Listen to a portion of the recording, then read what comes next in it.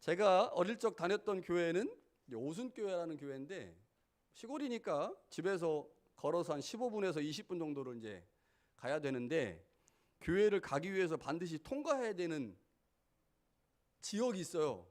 대나무밭입니다. 주일 저녁이나 수요 예배는 이제 부모님과 함께 가기 때문에 문제가 없는데 문제가 되는 때가 있었습니다. 크리스마스 연습 때였어요. 12월 달에 11월 12월에 그 대나무밭을 지나가는 게 너무 공포스러워서 후레쉬 막 켜고 막 소리를 지르며 무서워서 막 뛰어갔던 기억이 납니다. 현대인들은 대부분 귀신의 존재를 인정하지 않습니다. 과학이 증명해냈죠. 귀신은 존재하지 않는다. 물론 우리가 어렸을 때 두려워했던 전설의 고향에 나오는 내 다리 내놔 내 다리 내놔 그 귀신은 없습니다. 그런 귀신은 존재하지 않죠. 우리는 더 이상 그런 귀신의 존재로 인해 두려워할 필요는 없습니다. 그러나 과학으로 설명할 수 없는 영적 세계가 분명히 존재합니다. 이 영적 세계는 과학으로 증명이 안 돼요. 그러나 과학을 신봉하는 사람들은 과학으로 증명되지 않으니 그 세계도 존재하지 않는다라고 말하죠. 그러나 우리는 그렇지 않습니다. 분명 영적 세계가 존재하고 그 세계에는 하나님을 대적하고 복음을 방해하는 마귀와 귀신이 존재하고 있다는 사실을 믿습니다. 영국 옥스퍼드와 캠브리지에서 오랫동안 교수 사역을 한 C.S. 루이스라고 하는 분이 현대인들이 귀신에 대해서 가지고 있는 대표적 두 가지 극단적 잘못된 생각이 있다라고 말을 했는데요. 하나는 귀신을 지나치게 믿는다는 겁니다. 특별히 그리스도인들 가운데 이런 사람들이 존재합니다. 모든 일을 귀신과 연결하여 설명하려고 하는 사람들입니다. 이런 분들 주위에서 이제 보셨을 거예요. 뭔만 일어나면 귀신이 그랬다. 아이고 귀신 이렇게 하면서 모든 일을 귀신과 연결시키면서 귀신을 지나치게 언급하고 믿는 사람들이 있습니다. 이들의 삶을 가만히 보면 귀신을 대적한다고 말하지만 실제로는 귀신을 너무 믿기 때문에 귀신에게 끌려다니는 거예요. 여러분, 바이러스라고 하는 게 우리 안에 또 우리가 살아가는 삶의 자리에 엄청나게 존재하지만 우리 그 바이러스 다 무시하고 살잖아요.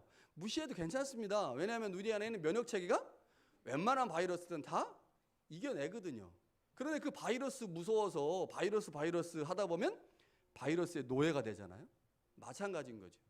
귀신의 존재를 인정하는 건 좋은데 귀신과 모든 삶을 연결시키다 보면 결국 그 귀신에게 매이게 된다는 거죠. C.S. 루이스가 이 점을 하나 지적을 했고요. 또 다른 하나는 귀신의 존재를 전적으로 부정하는 사람들이 있는데 이것도 잘못됐다는 거죠. 과학에 근거해서 귀신은 존재하지 않는다라고 믿지만 과학적으로 증명할 수 없는 것들이 분명 존재하고 있는데 그 영적 세계를 인지할 수 없는 것이 인간의 한계인데 그렇다고 우리가 인지할 수 없으니 존재하지 않는다라고 말하는 것은 매우 어리석은 행동이라는 거죠. C.S. 루이스가 이 두 가지를 지적을 하면서 귀신을 지나치게 믿는 것도 문제지만 귀신의 존재를 거부하는 것도 문제다라고 이야기를 했습니다. 자, 오늘 본문에 귀신 얘기가 나옵니다. 자, 예수님께서 마가복음에서 첫 번째 기적으로 행하셨던 사건이 이제 귀신 쫓는 사건인데 귀신 쫓는 사건을 통해서 하나님께서 우리 가운데 무엇을 말씀하시는지를 좀 살펴보려고 합니다. 마가복음은 다른 복음서와 비교할 때 이 귀신을 쫓는 사건, 이거 보통 축사라고도 말하기도 하고요, 축기라고 말하기도 하는데 이 축기 사건에 더 많은 관심을 가지고 있습니다. 두 가지 점에서 알 수가 있는데 첫 번째는 다른 복음서보다 귀신 얘기를 훨씬 더 많이 기록을 했습니다. 예를 들면 이런 거예요. 누가복음 4장 43절과 44절에 보면 예수께서 이르시되 내가 다른 동네에서도 하나님 나라의 복음을 전하여야 하리니 나는 이 일을 위해서 왔다. 그리고 갈릴리 여러 회당에서 전도하셨다. 이게 누가복음의 기록입니다. 근데 이 똑같은 이야기, 누가복음에 기록했던 이 이야기를 마가복음은 좀 다르게 기록을 해요. 이렇게 기록을 합니다. 우리가 다른 가까운 마을로도 가자.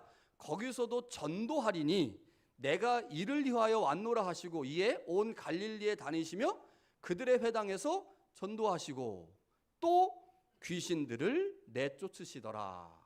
그러니까 누가복음에는 귀신을 내쫓았다라는 말이 없는데 예수님의 전도 사역과 연결해서 마가복음은 예수님이 전도하시면서 귀신도 쫓아내셨습니다 라고 이야기를 하는 거죠. 그러니까 이런 진수들을 보면 마가복음이 다른 복음서보다 귀신에 관한 이야기를 더 많이 하고 있구나라는 사실을 알게 되죠. 또 다른 하나는요, 마가복음은 주님의 첫 번째 기적을 축기라고 말씀합니다. 자, 복음서마다 첫 번째 기적 이야기가 조금 차이가 나는데 마태복음은 나병 환자가 첫 번째 기적입니다. 그리고 요한복음은요, 가나 혼인잔치에서 물을 포도주로 만든 사건이 첫 번째 기적이죠. 그런데 마가복음은요, 축기 사건을 첫 번째 기적으로 기록을 했습니다. 중요하니까. 그러니까 마가복음은 다른 복음서보다 이 귀신 쫓는 이야기에 매우 관심이 많았다는 거죠. 그래서 더 많이 기록했고 예수님의 가장 먼저 행하신 기적도 축기라고 기록을 한 거죠. 그래서 오늘 본문의 이야기가 우리에게 매우 중요합니다. 자, 본문의 축기 사건은 가버나움 회당에서 일어났습니다. 가버나움은 예수님이 사역을 하실 때 가장 많이 사역하셨던 장소이기 때문에 이제 가버나움이라고 하는 장소가 중요한데, 이 가버나움에 회당이 있었고요. 그 회당에 주님께서 4명의 제자들과 들어가신 후에 복음을 전하셨어요. 그러니까 예수님이 이 땅에 오신 목적은 하나님의 나라를 전하고 그 하나님의 나라에 대해서 가르치시는 것이었는데, 그 오신 목적을 따라 주님이 회당에서 사람들에게 하나님 나라 복음을 가르치신 거죠. 그랬더니 그 말씀을 들은 사람들이 그 교훈에 놀랐습니다. 그리고 나서 이 사람들이 뭐라고 말하냐면 자연스럽게 그들 안에 비교가 일어나면서 자신들의 율법 선생인 서기관과 비교합니다. 그러면서 말하기를, 야, 저 사람이 가르치는 것이 권위 있는 자 같다. 우리 선생인 서기관과 같지 않다라고 하면서 감탄을 합니다. 자, 그런데 여기 약간 이상한 점이 있어요. 뭘까요? 뭐가 이상했을까요? 자, 사람들이 예수님의 가르침을 교훈으로 받았죠. 제가 오늘 설교할 때 제 설교를 듣고 여러분들이 교훈으로 받는 게 있을 거예요. 이거를 이제 목장 가셔서 나누시면 되는 거예요. 자, 교훈으로 받았습니다. 그리고 그 교훈 때문에 놀랐어요. 다시 말하면 주님의 가르침과 서기관의 가르침을 비교해 보니까 주님의 가르침이 더 권위 있다고 생각을 한 거죠. 그래서 놀랐단 말이에요. 포인트가 뭐예요? 핵심이 주님의 가르침, 주님의 가르침으로부터 나오는 교훈, 이게 핵심이잖아요. 그런데 본문에는 그 가르침의 내용도, 교훈의 내용도 기록하지 않았습니다. 질문할 수 있겠죠. 왜 기록하지 않았을까? 기록하지 않은 의도가 뭘까? 마태복음 5장부터 7장에 보면 주님의 설교를 아주 길게 기록을 했어요. 산상설교라고 하는 설교가 있죠. 자, 그런 설교가 있다면 마가복음도 당연히 예수님의 가르침을 기록하는 것이 맞지 않았을까라는 생각을 하게 됩니다. 그러나 본문은 사람들이 교훈에 놀랐다고만 말할 뿐 그 교훈이 구체적으로 무엇인지 기록하지 않았습니다. 자, 이 문제 제기를 한번 우리 마음 가운데 품으면서 도대체 왜 마가복음은 예수님의 가르침의 내용을 기록하지 않았을까를 한번 생각해 봐야 되겠죠. 자, 마가복음은 왜 예수님의 가르침을 기록하지 않았을까요? 그 이유를 우리는 본문에서 찾을 수 있습니다. 그 답이 22절과 27절에 나옵니다. 22절과 27절. 자, 이 답을 이해하려면 본문의 구조를 조금 이해하셔야 돼요. 자, 본문은 두 부분으로 구성됩니다. 앞부분은 주님께서 회당에서 하나님 나라에 관해서 가르치신 것이고, 그러니까 가르치셨다. 그리고 그것을 회중이 교훈으로 받았다라는 게 이제 앞부분이고요. 뒷부분은 축기를 행한 것입니다. 분명 서로 다른 이야기인데 마가복음은 두 이야기 모두 사람들의 반응이 같다고 기록하고 있습니다. 이게 중요한 거예요. 22절의 반응이 어떻습니까?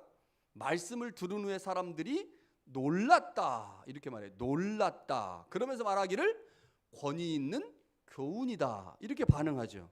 자, 27절에 귀신을 쫓아낸 후의 반응도 역시 동일합니다. 놀랐다. 권위 있는 새 교훈이다. 그러니까 두 단어가 중첩되어 나오죠. 첫 번째 반응과 두 번째 반응에 동일하게 나오는 단어가 두 가지예요. 하나는 놀랐다라는 단어고 또 다른 하나는 교훈이라고 하는 단어이죠. 사람들은 예수님의 가르침에 놀랐습니다. 그 가르침의 권위 때문입니다. 그런데 가르침의 권위에 놀란 사람들이 예수님이 행하시는 축기를 보고도 역시 동일하게 놀랐죠. 예수님의 행함의 권위 때문입니다. 그러니까 주님의 말씀을 들은 사람들은 주님의 교훈으로 인해서 놀랐고, 또한 주님이 행하시는 축기를 보고 놀랐다는 거죠. 자, 마가복음 여기서 우리 가운데 전해주려고 하는 핵심이 있습니다. 뭘까요? 무리의 반응을 통해 예수님의 가르치심의 내용이 곧 축기다라고 우리 가운데 지금 말해주고 있는 겁니다. 그래서 마가복음은 예수님의 말씀의 내용을 굳이 기록하지 않은 거예요. 예수님의 말씀의 내용이 곧 예수님께서 행하신 축기다라고 말씀하는 거죠. 이게 왜 중요할까? 이게 도대체 무슨 말일까를 좀 제가 설명을 해드리겠습니다. 자, 마가복음은 예수님의 권위를 서기관의 권위와 비교하죠. 예수님과 서기관의 권위를 비교해 볼 때 두 가지 점에서 차이가 납니다. 첫 번째 차이는 가르침의 내용이에요. 자, 예수님도 가르치는 자고 서기관도 가르치는 자인데, 자, 예수님 당시에 많은 사람들, 그러니까 서기관 중에 대부분의 사람들이 바리새파 사람들이었습니다. 그러니까 바리새파 사람들이 이제 서기관으로 많이 들어왔는데, 이 서기관은 원래 뭐 하는 사람이냐면 율법을 필사하는 사람들, 적는 사람들인데, 율법을 적는 사람들이다 보니 율법에 대해서 정통하고 율법을 잘 알게 됐고, 그래서 율법을 해석하는 자들이었어요. 예수님 당시. 그러니까 이스라엘 사람들이, 유대인들이 율법에 관해서 배우려면 이 율법사라고 불리는 이 서기관들을 통해서 율법의 내용들을 배웠습니다. 무슨 내용들을 배웠을까요? 자, 율법 어떤 행동들을 했어요. 그리고 율법사에 물어보는 거예요. 선생님, 제가 이런 행동을 했는데 이게 율법에 어긋납니까? 어긋나지 않습니까? 그러면 율법사가 데이터를 돌리겠죠. 자기가 알고 있는 율법을 쭉 돌리다가, 야, 신명기 어디에 보니까 그거는 잘못된 거야, 뭐 이런 식으로 얘기를 해주거나, 제가 이런 행동들을 했는데 이게 율법에 맞습니까? 안 맞습니까? 그런데 율법에 정확하게 안 나와요. 그러면 율법을 근거로 해서 그 행동들을 해석하고 그것은 맞는 것이다, 틀린 것이다, 하나님이 원하시는 것이다, 그렇지 않은 것이다를 설명해 줬던 사람들이 서기관입니다. 그러니까 서기관들은 철저하게 율법과 관련된 설명이나 해석을 했던 사람들이죠. 유대인들은 그렇게 선생님들로부터 율법을 들어왔어요. 그런데 주님의 말씀 사역의 핵심이 뭘까요? 자, 1장 14절에 주님께서 첫 번째 선포가 뭐냐? 하나님 나라였습니다. 하나님의 나라를 복음으로 선포하셨거든요. 그런데 이거는 유대인들이 한 번도 들어보지 못한 거예요. 자기들은 지금까지 율법에 관해서만 들었거든요, 선생님들을 통해서. 그런데 예수님이 회당에서 가르치시는 내용을 보니까 자기들이 들었던 내용과 완전히 다른 새로운 얘기를 하는 겁니다. 하나님 나라의 핵심이 뭘까요? 하나님의 통치입니다.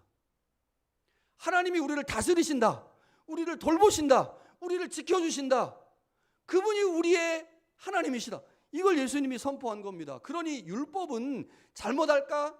그것 때문에 두려워서 조바심이 있었는데, 내가 지금 이거 행동한 게 지금 율법에 어긋날까 어긋나지 않을까, 그랬는데 예수님께서 전해주신 하나님 나라의 복음에는 자유가 있는 거예요.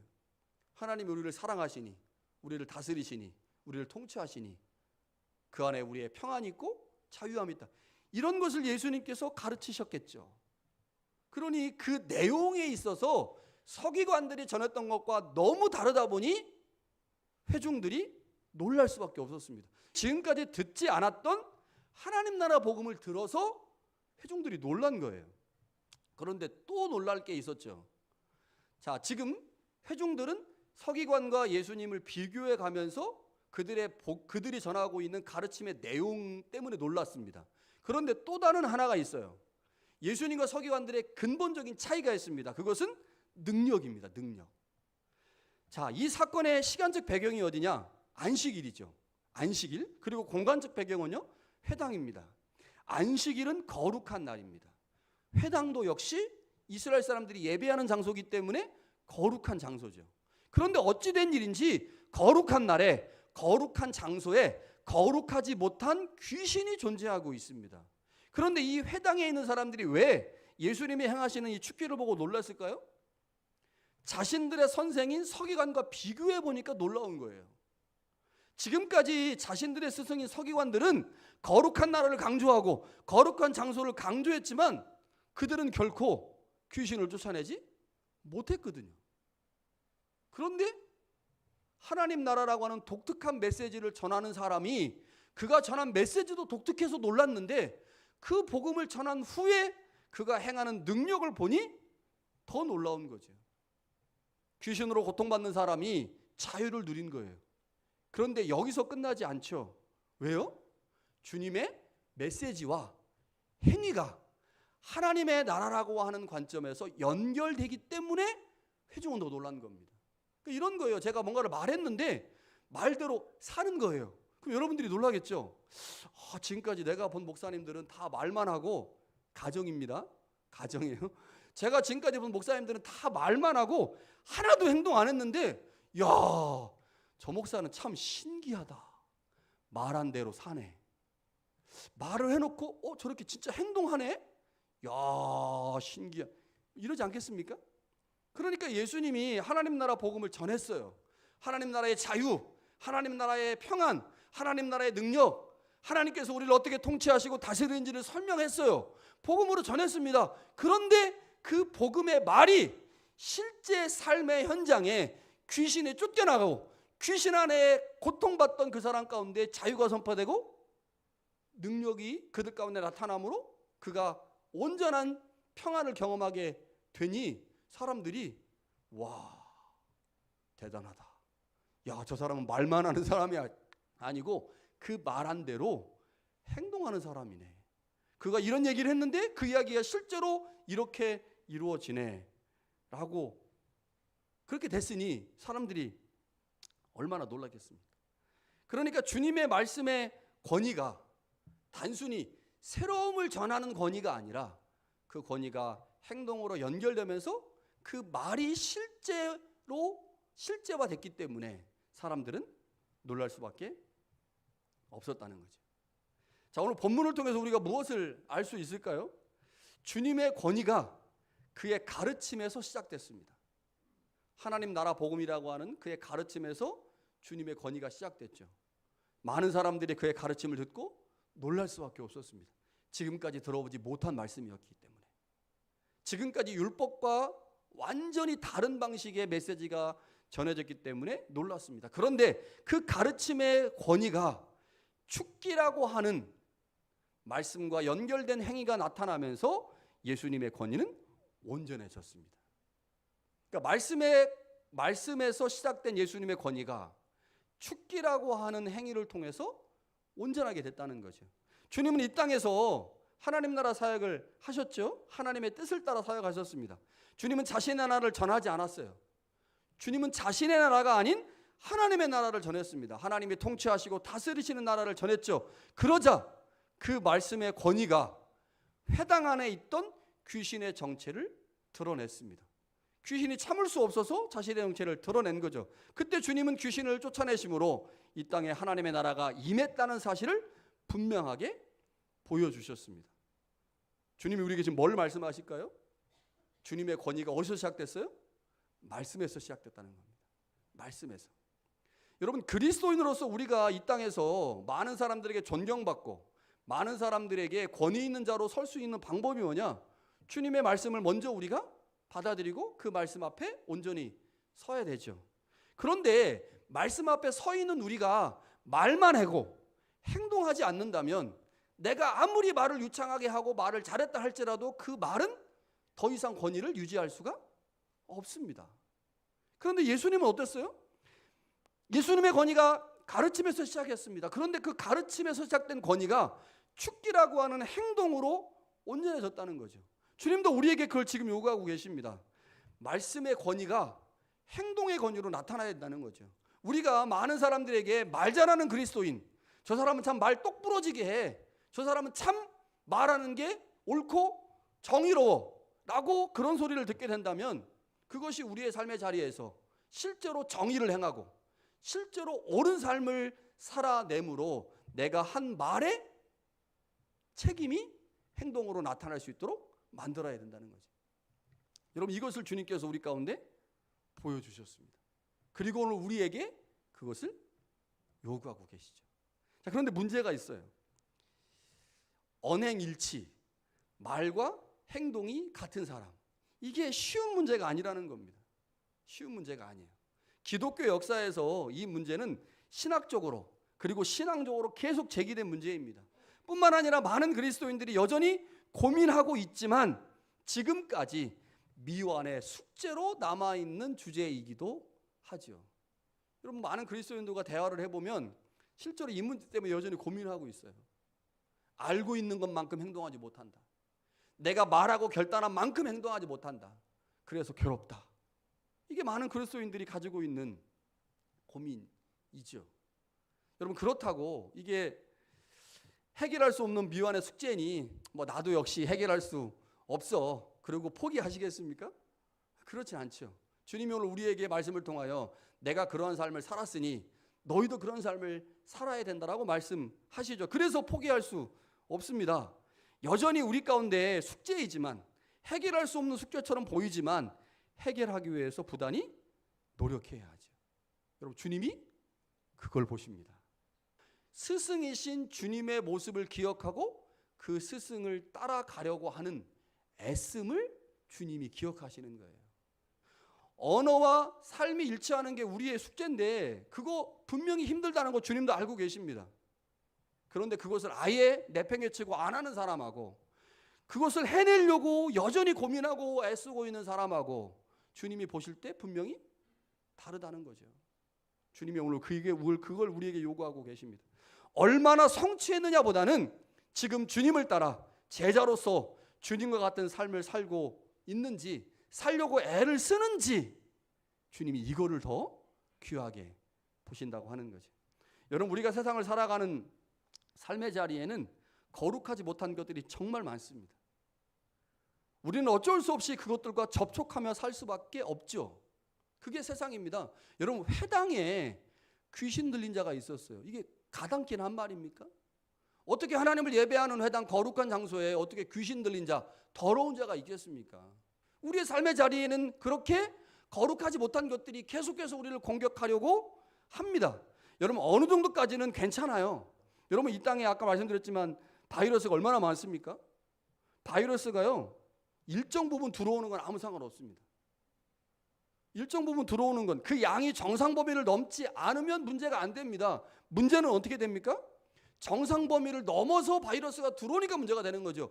박테리아가 정상 범위를 넘어서 들어오면 문제가 생깁니다. 여러분, 간 수치, 간에 문제 다 있어요. 그런데 정상 범위 안에 있으면 문제가 없습니다. 정상 범위를 넘어가니까 문제가 되는 거죠. 여러분, 마찬가지입니다. 우리가 이 땅을 살아면서 더러운 것들과 접촉하죠. 정상 범위에서 접촉하는 건 문제가 없습니다. 그래서 슬쩍 만질 수도 있어요, 더러운 거를.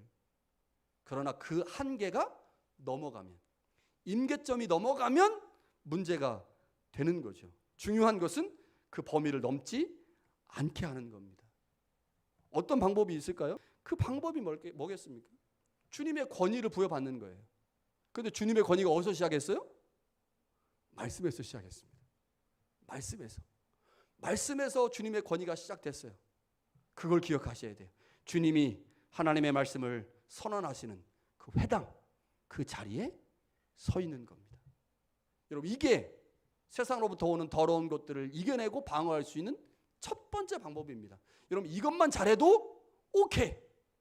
더 나아가서 주님의 권위와 능력을 가지고, 그 말씀을 가지고 삶의 자리에 있는 더러운 귀신들을 내가 쫓는 것까지 간다면 더할 나위 없겠죠.